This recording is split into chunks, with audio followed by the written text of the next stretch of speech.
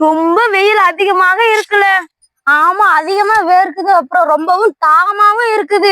ஏன்டா இந்த சூரியன் நம்மளுக்கு வெயில் தருது, நம்மள விளையாட கூட விட மாட்டுது. இந்த சூரியன் நமக்கு வெப்பத்தை மட்டும் தான் தருது, இதனால ஒரு பயனும் இல்லையாடா? நம்ம பூமி இன்னும் உயிர்கோளாக இருக்க சூரியன் தாண்டா காரணம்.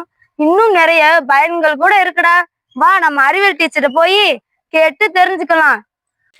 வணக்கம் டீச்சர், எங்களுக்கு ஒரு சந்தேகம். வணக்கம் பிள்ளைங்களா, என்ன சந்தேகம் உங்களுக்கு? டீச்சர், சூரியனால வெப்பம் மட்டும்தான் கிடைக்குமா? வேற என்ன பயனெல்லாம் இருக்கு டீச்சர்? சூரியன் நம்மளுக்கு வெப்பம் மட்டும் கொடுக்கறது இல்ல. சூரியன் இப்ப நவீன உலகத்துல சூரிய ஆற்றலாக நம்ம பயன்படுத்துறோம்.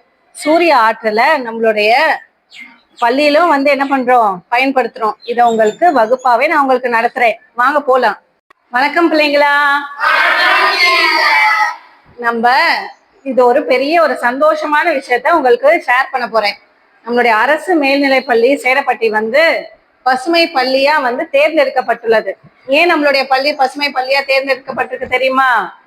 அதாவது நம்மளுக்கு தேவையான வளத்தை நம்மளே என்ன பண்றோம், தயாரிக்கிறதுக்கு நம்ம நிறைய விஷயங்கள் நம்ம பள்ளியிலே இருக்கு. அப்படின்றதுனால நம்ம பள்ளியை என்ன பண்ணியிருக்காங்க, பசுமை பள்ளியா தேர்ந்தெடுத்திருக்காங்க.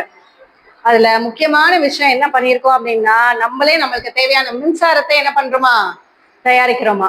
எதுல இருந்து தயாரிக்கிறோம் அப்படின்னா, நம்மளுடைய சூரிய ஆற்றல். என்னது? சூரிய ஆற்றல் மூலியமாக நம்மளுக்கு தேவையான மின்சாரத்தை, நம்ம பள்ளிக்கு எவ்வளவு பெரிய பள்ளி நம்மளுடையது, நம்மளுக்கு தேவையான கரண்ட் எல்லாமே நம்ம சூரிய ஆற்றல் மூலியமா என்ன பண்றோம், பயன்படுத்துறோம். ஸோ அதனால இப்ப சூரிய ஆற்றலை பத்தி உங்களுக்காக நான் என்னன்ட்டு நான் உங்களுக்கு சொல்றேன். இப்போ சூரிய ஆற்றல் ஏன் சூரிய ஆற்றலை நம்ம தேர்ந்தெடுக்கணும் அப்படின்னா, சூரிய ஆற்றல் ஒரு மரபுசார ஆற்றல். இப்ப நம்ம வீட்டுல இப்ப நம்ம பயன்படுத்துறது என்னன்னா அனல் மின் ஆற்றல். அனல் மின் ஆற்றல் மோஸ்ட்லி நிலக்கரியில இருந்து நம்ம என்ன பண்றோம், எடுக்கிறோம். ஆனா நிலக்கரி சீக்கிரமா என்ன ஆயிடும், தீர்ந்துடும். இன்னும் கொஞ்சம் வருஷங்கள் போனா நிலக்கரி என்ன ஆயிடும், தீர்ந்து போகக்கூடிய ஆற்றல். திருப்பியும் புதுப்பிக்கிறதுக்கு ரொம்பவே என்னது, கடினம். ஆனா நம்மளுடைய இந்தியாவில கிட்டத்தட்ட ஒரு வருஷத்துக்கு 365 நாள்ல 300 நாட்கள் என்னது, நம்மளுக்கு சூரிய ஆற்றல், சூரியன் என்னது, வெப்பத்தை கொடுத்துக்கிட்டே இருக்கு. அப்ப அந்த ஆற்றலை நம்ம பயன்படுத்தி மின்சாரத்தை தயாரிக்கிறது ரொம்ப ரொம்ப என்னது, எளிமையானது. நெக்ஸ்ட் என்னது, சிக்கனமானதும். அதே மாதிரி நம்மளுடைய கரண்ட் பில்ல இருந்து என்ன பண்ணலாம், நீ இன்னுமே கொஞ்சம் குறையறதுக்கு நிறைய வாய்ப்புகள் இருக்கு. நம்மளுடைய ஃப்ரிட்ஜ், வாஷிங் மிஷின், கிரைண்டர் எல்லாமே ஓடுறதுக்கு தேவையான மின்சாரம் என்ன தேவை அப்படின்னா, ஏசி மின்சாரம் தேவை. ஸோ அந்த டிசி மின்சாரத்தை ஏசி மின்சாரத்தை மாத்துறதுக்கு நம்மளுக்கு சோலார் இன்வெர்ட்டர் தேவை. இந்த சோலார் இன்வெர்ட்டரை அடுத்து நம்ம என்ன பண்றோம் அப்படின்னா, நம்ம பள்ளிகளிலோ இல்ல வீடுகளிலோ பயன்படுத்துறோம். இதற்கு அதிகமா நம்ம சோலார் ஆற்றலை மின்சாரத்தை நம்ம தயாரிச்சோம் அப்படின்னா, அது டைரக்டா என்ன பண்ணலாம் அப்படின்னா, நம்மளுடைய மின் வாரியத்துக்கு போய் மின் வாரியம் வேற பல இடங்கள்ல மின்சாரமா என்ன பண்றாங்க, பயன்படுத்துறாங்க.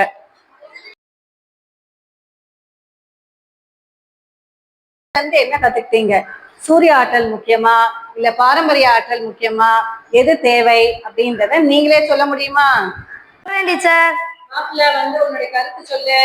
மரியாதைக்குரிய ஆசிரியருக்கும் எனது அன்பு நண்பர்களுக்கும் வணக்கம். நான் இன்று சூரிய ஆற்றலின் முக்கியத்துவத்தை பற்றி பேச வந்துள்ளேன். சூரிய ஆற்றல் நமக்கு இலவசமாக கிடைக்கக்கூடிய மிகப்பெரிய சக்தி.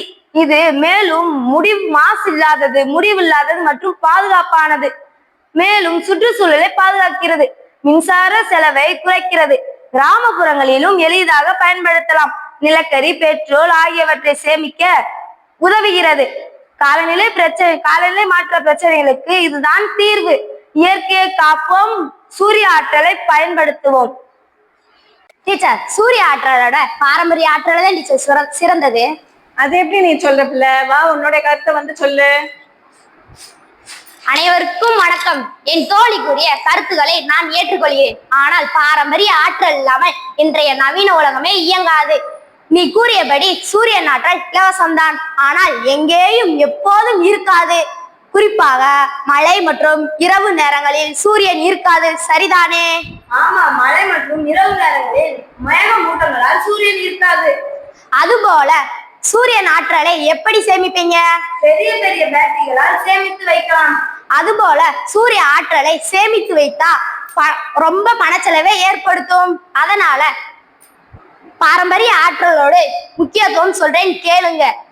24 மணி நேரமும் மின்சாரம் வழங்க முடியும். தொழிற்சாலைகள் மற்றும் பெரிய உற்பத்தி தொழில்களுக்கும் இது அவசியம்.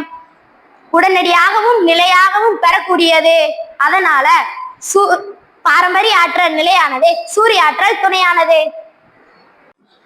டீச்சர், 2 பேரும் மாறி மாறி பேசுறாங்க. சூரிய ஆற்றல் சிறந்ததா பாரம்பரிய ஆற்றல் சிறந்ததா? கொஞ்சம் நீங்களே சொல்லுங்க டீச்சர். நம்ம இந்தியாவை பொறுத்த வரைக்கும் நம்மளுக்கு ஒரு வருஷத்துல 300 நாட்கள் நம்மளுக்கு சூரிய ஆற்றல் வந்து ஒரு பெரிய இயற்கை வளமா கிடைக்குது.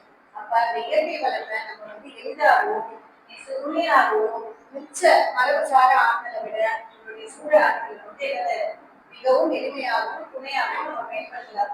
சூரிய ஆற்றல் தான் வந்து என்னது மிகவும் சிறந்தது.